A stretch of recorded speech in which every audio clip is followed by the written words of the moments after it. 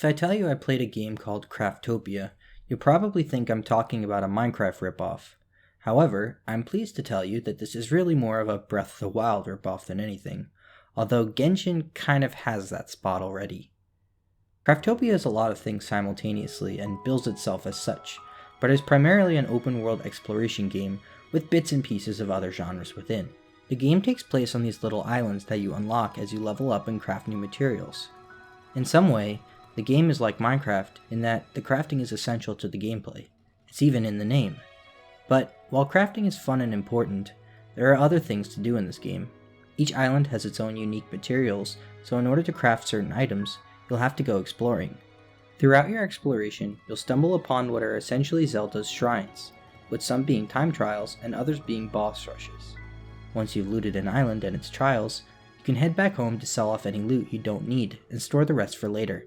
For me, this game was a cycle of figuring out what I needed to craft, heading out to find materials for it, ending up with way too much loot because I got distracted while I was out, and moving on to the next item. This is why I would say this game is more like Breath of the Wild than Minecraft. In Minecraft, there are really two schools of thought. A casual player would tell you there is no goal. Explore and create and enjoy yourself. Craftopia is definitely not like that. The first thing you craft is the altar that allows you to unlock more crafting recipes as you progress. On the other hand, a speedrunner might tell you that the end goal of Minecraft is to beat the Ender Dragon. But if you've seen any Minecraft speedruns, there's clearly no character progression being made.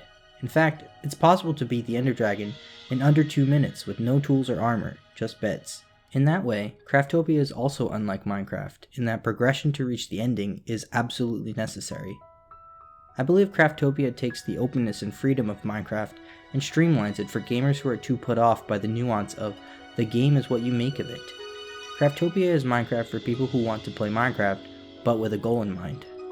Leveling up your character, not only in equipment, but in abilities and attributes, feels rewarding and permanent in a way that Minecraft never was.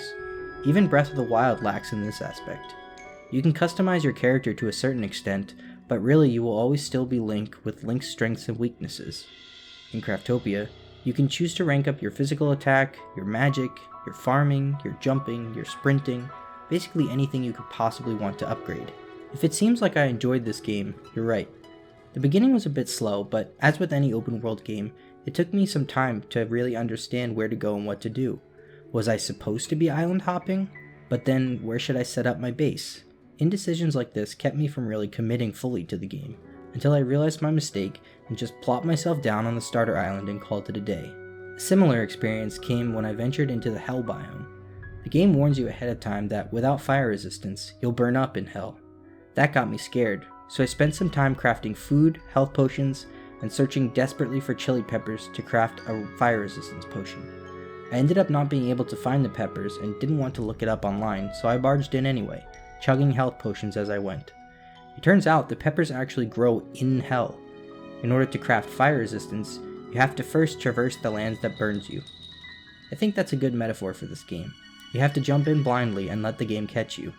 And don't worry, even if you do die, you only lose money, not your items like in Minecraft.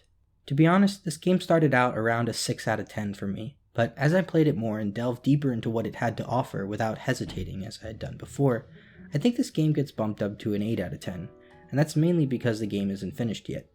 There are some very obvious flaws that I can look past for now.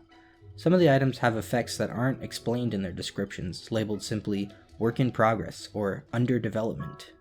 Many of the harder enemies right now are just scaled up and buffed versions of previous enemies.